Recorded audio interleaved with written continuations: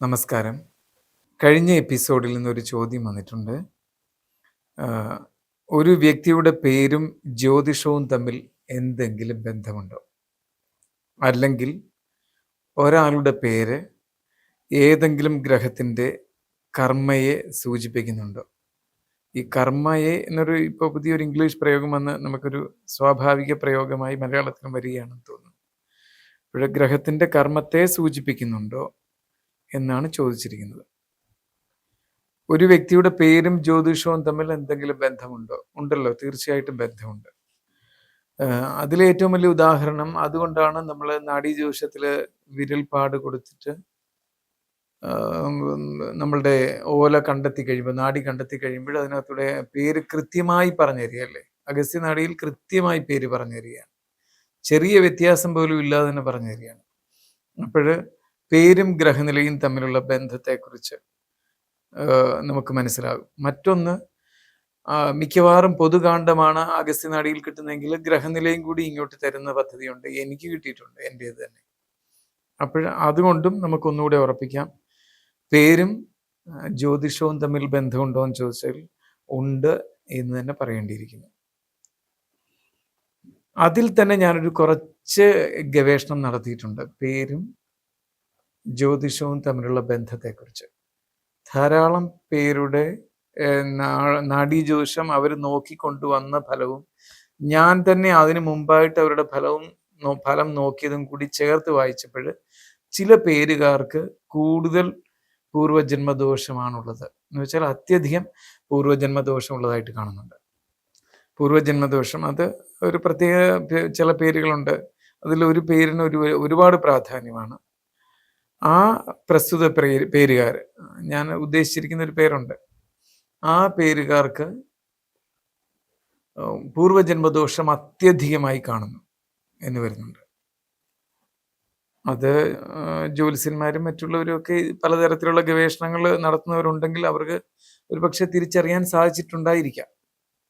ഇതുപോലെ തന്നെ വേറെ പേരുകളും കാണും. അതിൽ ഞാൻ ഒരു കൃത്യം പേര് കണ്ടെത്തിയിട്ടുണ്ട്.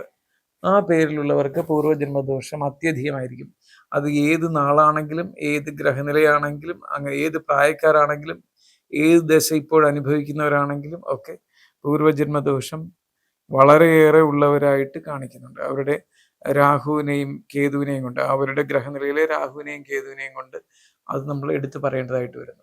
അപ്പോൾ നക്ഷത്ര ഭേദമന്യേ, ഗ്രഹനില ഭേദമന്യേ, ദശാകാല ഭേദമന്യേ പേരുകൾക്ക് ജ്യോതിഷവുമായിട്ടുള്ള തീവ്രമായൊരു ബന്ധം കിടക്കുന്നതിനെ കുറിച്ചാണ് നമ്മൾ വിരൽ ചൂണ്ടുന്നത്. പിന്നെ മാതാപിതാക്കളെ, ശ്രേഷ്ഠ മാതാപിതാക്കൾ കുട്ടികൾക്ക് പേരിട്ടതിന് ശേഷം കുട്ടികൾ ഉണ്ടാകാനുള്ള ആഗ്രഹത്താൽ നേരത്തെ തന്നെ പേര് സങ്കല്പിച്ചു, പേരിട്ട് വെച്ചിരിക്കും.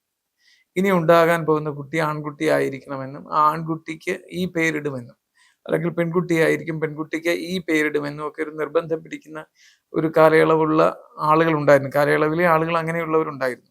എൻ്റെ പേരും അങ്ങനെ തന്നെയാണ് ലഭിച്ചിരിക്കുന്നത്.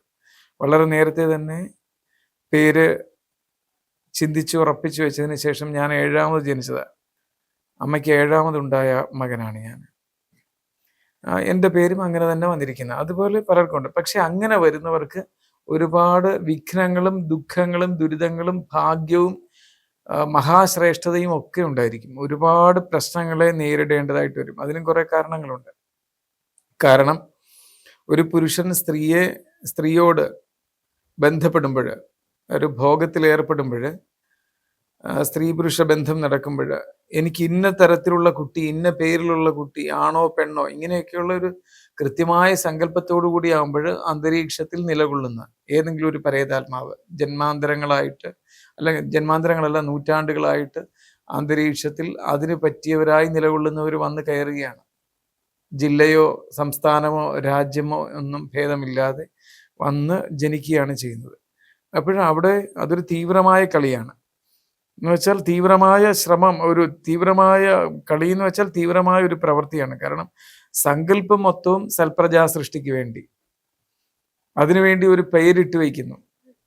അത് ആൺകുട്ടിയാണെങ്കിൽ അങ്ങനെ, പെൺകുട്ടിയാണെങ്കിൽ ഇങ്ങനെയെന്നും കൂടെ പറഞ്ഞു വയ്ക്കുന്നെങ്കിൽ, ആ ഒരു ഓപ്ഷൻ എടുത്തു വെച്ചിട്ടുണ്ടെങ്കിൽ അതിന്റെ തീവ്രത അത്രയും ഇല്ല, കുറച്ചൊന്ന് കുറഞ്ഞു. പക്ഷെ ഇത് ആൺകുട്ടി തന്നെ ആയിരിക്കും, അല്ലെങ്കിൽ ഇത് പെൺകുട്ടി തന്നെ ആയിരിക്കും, അതിന് ഇന്നത് തന്നെ ഇടൂ എന്നൊക്കെ, ഇന്ന പേരേ നൽകുകയുള്ളൂ എന്നൊക്കെ ഉറപ്പിച്ചു വെച്ചുകൊണ്ടാണ് അവർ നീങ്ങിയിരിക്കുന്നെങ്കിൽ അതിന്റെ പിന്നിൽ കുറേയേറെ കാര്യങ്ങൾ ഉണ്ടാകും.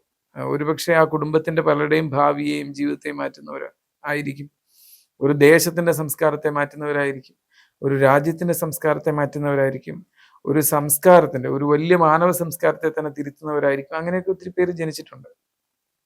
ഒരുപാട് പേർക്ക് മുൻകാലത്തെ മഹത്തായ ആളുകൾക്ക് പലർക്കും അങ്ങനെയൊക്കെയാണ് പേര് വന്നിട്ടുള്ളത്. ഒരുപാട് പേർക്ക് ഞാൻ അത്തരം കാര്യങ്ങൾ ധാരാളം കേട്ടിട്ടുണ്ട്. അതുകൊണ്ട് പേരും ജ്യോതിഷവും തമ്മിൽ ഒത്തിരി ബന്ധമുണ്ട് എന്നുള്ളത് ഓർക്കുക. പിന്നെ നമ്മൾ സംഖ്യാശാസ്ത്രം നോക്കുമ്പോൾ, ചാൾഡിയൻ ന്യൂമറോളജി ഒക്കെ എടുത്ത് നോക്കുമ്പോൾ അത് നമുക്ക് മനസ്സിലാകും.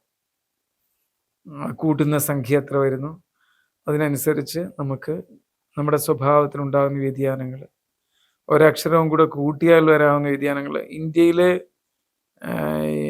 കുറേ സിദ്ധാന്തങ്ങൾ അതിന് ഉപോദ്ബലകമായിട്ടുണ്ട്. ഇതെല്ലാം കൂടി നോക്കുമ്പോൾ പേരും ജ്യോതിഷവും തമ്മിലുള്ള പ്രാധാന്യത്തെ സൂചിപ്പിക്കുന്നുണ്ട്. പിന്നെ അടുത്തത് അതിൻ്റെ കൂടെ തന്നെ ചോദിച്ചിരിക്കുന്നുണ്ട്, ഗ്രഹത്തിന്റെ കർമ്മയെ സൂചിപ്പിക്കുന്നുണ്ടോ പേര്? തീർച്ചയായിട്ടുമുണ്ട്. ചില പേരുകൾ ശനിയുടെ പ്രാധാന്യം വളരെയേറെ നൽകുന്നതാണ്. ചില പേരുകൾ ചൊവ്വയുടെ പ്രാധാന്യത്തിനാണ് മുൻതൂക്കമുള്ളത്. ചില പേരുകൾ വ്യാഴത്തിന്, അങ്ങനെ ഓരോ ഗ്രഹങ്ങൾക്കും പ്രാധാന്യം കൂടുന്ന പേരുകളുണ്ട്. ഒരുപക്ഷെ അവരുടെ ജന്മനക്ഷത്രത്തിന് വന്നിരിക്കുന്ന ഗ്രഹമായിരിക്കില്ല. എന്ന് വെച്ചാൽ നക്ഷത്രനാഥനുണ്ട്. ഇപ്പൊ പൂയം, അനിഴം, ഉത്രട്ടാതി, ശനിയുടെ നക്ഷത്രങ്ങളാണ്. എങ്കിലും പേര് കൂട്ടുമ്പോൾ വന്നത്, പേരിന്റെ കണക്കുകളെല്ലാം സംഖ്യാശാസ്ത്രം അനുസരിച്ച് നോക്കുമ്പോൾ ശനിക്കാണോ പ്രാധാന്യം അതോ മറ്റ് ഗ്രഹങ്ങൾക്കാണോ നോക്കേണ്ടതായിട്ടുണ്ട്. ശനിയുടെ നക്ഷത്രങ്ങളായ പൂയം, അനിഴം, ഉത്രട്ടാതിയിൽ ജനിച്ചു എന്നിരിക്കട്ടെ. പക്ഷേ പേരെടുത്ത് കൂട്ടി നോക്കുമ്പോൾ, അവരുടെ പേരിന്റെ എല്ലാ കാര്യങ്ങളും സൂക്ഷ്മമായിട്ട് നിരീക്ഷിക്കുമ്പോൾ അവിടെ വ്യാഴത്തിനാണ് പ്രാധാന്യം വരുന്നതെങ്കിൽ നമ്മൾ ഫലപ്രവചനം നടത്തുമ്പോൾ വളരെ ശ്രദ്ധിക്കേണ്ടതായിട്ടുണ്ട്. ചിലർ അങ്ങനെയൊക്കെ വന്ന് ചോദിക്കാറുണ്ട്. അപ്പോഴും നമ്മൾ വ്യാഴത്തിന്റെ പ്രാധാന്യം എങ്ങനെ വരും? ശനിക്കും വ്യാഴത്തിനും കൂടെ പ്രാധാന്യം ഒരുമിച്ച് വന്നാൽ അത് ഏത് ദേവതയെക്കുറിച്ച് ചിന്തിക്കണം. അപ്പോൾ സത്വരജസ്തമോ ഗുണങ്ങളിൽ ഏതൊക്കെ ഗുണങ്ങളായിരിക്കും ആനുപാതികമായി കൂടുതലായിട്ടുള്ളത്? ഇതെല്ലാം ശനിയുടെ നക്ഷത്രക്കാരൻ പേരുകൊണ്ട് വ്യാഴത്തിന്റെ സ്വാധീനം വർദ്ധിച്ചാൽ ഉണ്ടാകാവുന്ന ഫലമായിട്ട് നമ്മൾ ചിന്തിക്കണം. ഗ്രഹനിലയും അതിനനുസരിച്ച് തന്നെയായിരിക്കും വരുന്നത്.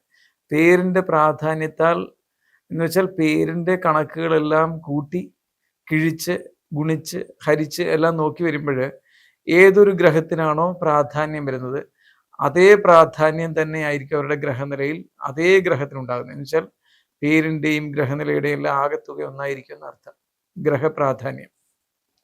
എന്നാൽ അവരുടെ നക്ഷത്രനാഥൻ എന്ന് പറയുന്നത് ശനി. നമ്മൾ മുമ്പേ പൂയം, അനിഴം, ഉത്രട്ടാതിയെ കുറിച്ചാണ് എടുത്തു പറഞ്ഞത്. എങ്കിൽ പൂയം, അനിഴം, ഉത്രട്ടാതിക്കുള്ള ശനിക്കുള്ള പ്രാധാന്യം, ശനിയുടെ പ്രാധാന്യം വ്യാഴത്തിന്റെ പ്രാധാന്യം, അല്ലെങ്കിൽ ശനിയുടെ പ്രാധാന്യം ബുധന്റെ പ്രാധാന്യം, അല്ലെങ്കിൽ ശനിയുടെ പ്രാധാന്യം ചൊവ്വയുടെ പ്രാധാന്യം, അങ്ങനെ ഓരോ നക്ഷത്രനാഥനും നക്ഷത്രത്തിന്റെ ഗ്രഹവും പേരുകൊണ്ടും ഗ്രഹനില കൊണ്ടും പ്രാധാന്യമായി വന്നിരിക്കുന്ന ഗ്രഹവും ഇതെല്ലാം കൂടി കണക്ക് കൂട്ടിയിട്ട് വേണം ദേവതകളെ കുറിച്ച് പറയേണ്ടത്, മന്ത്രങ്ങളെ കുറിച്ച് പറയേണ്ടത്.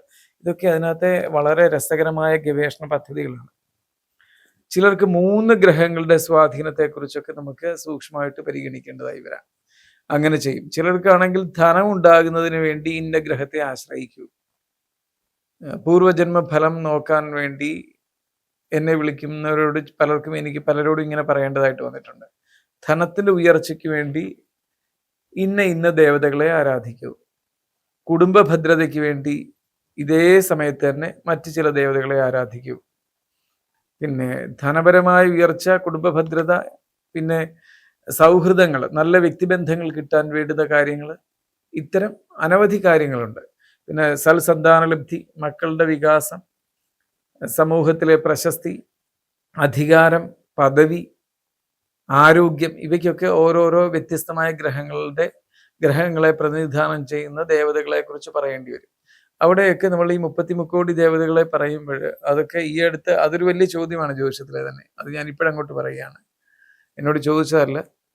അവിടെ വെച്ച് നമ്മൾ ഗ്രഹങ്ങളിൽ ഇപ്പൊ ഭദ്രകാളിയെ പറഞ്ഞു എന്ന് വയ്ക്കുക. ഭദ്രകാളിക്ക് ഒരു ഭാവം മാത്രമല്ലല്ലോ, അങ്ങനെ എത്ര എത്ര കാളി ഭാവങ്ങളുണ്ട്. അതിൽ കേരളത്തില് ഈ ആഗമശാസ്ത്ര വിധികളൊക്കെ പോയതിനു ശേഷം പിന്നീട് വന്നിരിക്കുന്നതായ രീതിയിലുള്ള പൂജകളും മറ്റു കാര്യങ്ങളും നോക്കുമ്പോൾ കാളിയുടെ എല്ലാ ഭാവങ്ങൾക്കുള്ള പ്രാധാന്യം അത്രമാത്രം കേരളത്തിൽ ലഭ്യമാകുന്നതായിട്ട് കാണുന്നില്ല. എന്ന് വെച്ചാൽ ആ പദ്ധതികളൊക്കെ തന്നെ വിസ്മൃതമായിട്ട് പോയിട്ടുണ്ട്.